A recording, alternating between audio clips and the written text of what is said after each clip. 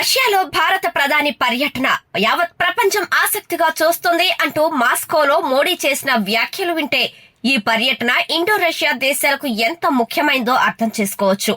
5 ఏళ్ల తర్వాత మాస్కోలో అడుగుపెట్టిన మోడీ గతంలో కనీవిని ఎరుగని రీతిలో పుతిన్ నుంచి గౌరవాన్ని పొందారు. ఓవైపు అమెరికా సహా పశ్చిమ దేశాల ఆంక్షలు, మరోవైపు యుద్ధం వల్ల తీవ్ర ఆర్థిక సంక్షోభంలో కొట్టుమిట్టాడుతున్న రష్యాకు మోడీ పర్యటన ఊపిరి పోస్తున్నట్లయింది.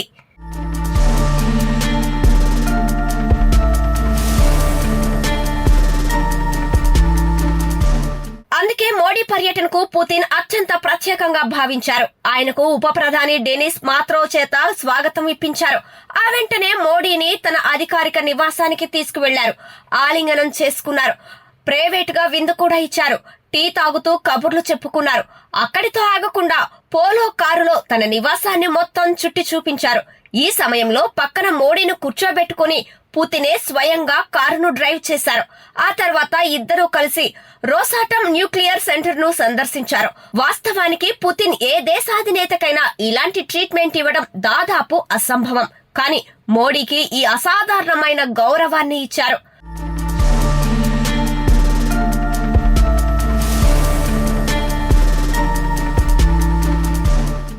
భారత్ కు చిరకాల మిత్రదేశం రష్యా. సోవియట్ యూనియన్ గా ఉన్నప్పటి నుంచే ఆ దేశంతో మనకు బలమైన బంధం ఉంది. సోవియట్ విచ్ఛిన్నం తర్వాత కూడా రష్యాకు భారత్ వ్యూహాత్మక భాగస్వామిగా ఉంటూ వచ్చింది.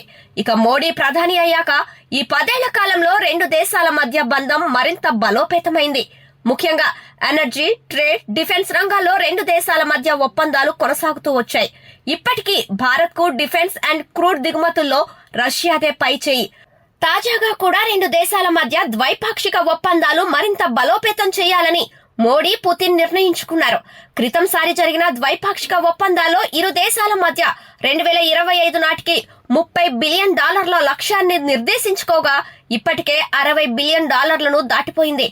అయితే ఈ పర్యటనలో 2030 నాటికి $100 బిలియన్ వాణిజ్యాన్ని లక్ష్యంగా నిర్దేశించుకున్నారు. మొత్తం 9 ఒప్పందాలపై సంతకాలు చేశారు. రక్షణ, ఎనర్జీ రంగాల్లో ఒప్పందాలను మరింత బలోపేతం చేయాలని నిర్ణయించారు. భారత్ తో జరుగుతున్న ఒప్పందాలన్నీ మాస్కోకు సరికొత్త ఊపిరిస్తుందనటంలో ఎలాంటి సందేహం లేదు.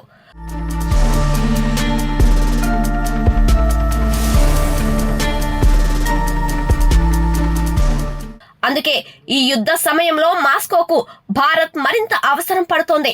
ఇంకా చెప్పాలంటే భారత్ తో వాణిజ్యాన్ని దృష్టిలో పెట్టుకునే ఉక్రెయిన్ పై యుద్ధం చేసేందుకు రష్యా ముందడుగు వేసిందనే అంతర్జాతీయ విశ్లేషణలు కూడా ఉన్నాయి.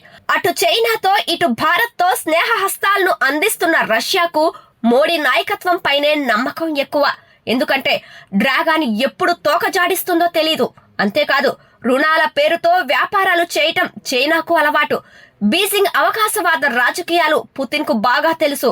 ఈ పరిణామాలను దృష్టిలో పెట్టుకుంటే పుతిన్ కు మోడీపైనే నమ్మకం ఎక్కువ. ఆ విషయం ఇటీవల భారత ప్రధాని పర్యటనలో స్పష్టంగా కనిపించింది.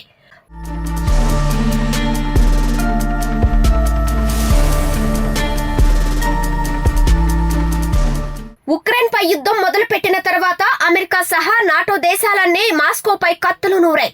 ఉక్రెయిన్ కు సహాయం చేస్తూ పరోక్షంగా రష్యాతో తలపడ్డాయి. ఈ సమయంలో రష్యాతో చేతులు కలిపే దేశాలపై పశ్చిమ దేశాలన్నీ ఆంక్షలు విధించాయి. కానీ భారత్ విషయంలో మాత్రం ఆయా దేశాల నుంచి పెద్దగా వ్యతిరేకత రాలేదు. ఇదంతా మోడీ చాణిక్యమే అని వేరే చెప్పక్కర్లేదు. భారత అభివృద్ధిని, మోడీ నాయకత్వాన్ని ఆయా దేశాలు గుర్తించాయని చెప్పవచ్చు. మోడీ మాస్కో పర్యటనను సుతారము ఇష్టపడిన అమెరికా భారత ప్రధాని రష్యా టూర్ ను నిశితంగా పరిశీలిస్తున్నామని, భారత్ కూడా తమకు వ్యూహాత్మక భాగస్వామి అంటూ హెచ్చరించే ప్రయత్నం చేసింది. అయినా మోడీ అగ్రదేశ వ్యాఖ్యలను ఏనాడు పట్టించుకోలేదు. ఇలా భారత్ తో వ్యూహాత్మక అవసరాన్ని గుర్తించారు కాబట్టే రష్యా అధ్యక్షుడు భారత ప్రధానికి అంత మేర గౌరవం ఇచ్చారు. అందులో భాగంగానే మోడీని the order of saint Andrews the apostle అనే రష్యా అత్యున్నత పౌర పురస్కారంతో గౌరవించారు.